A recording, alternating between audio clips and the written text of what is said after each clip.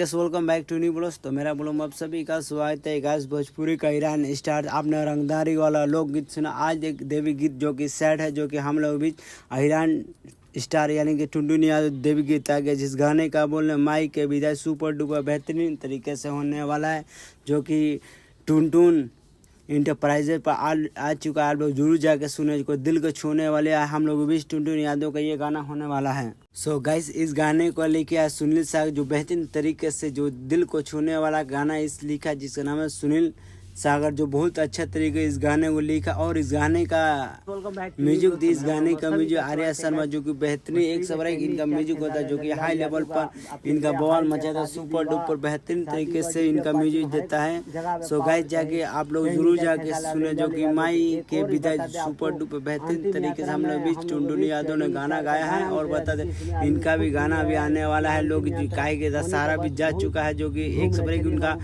लोकगीत आने वाला और रंगदारी वाला गाना है, सुपर डुपर बेहतरीन तरीके से गाना आने वाला है। सो गाइस बता दे, अगर मैं वीडियो अच्छा लगा चैनल सब्सक्राइब, लाइक, कमेंट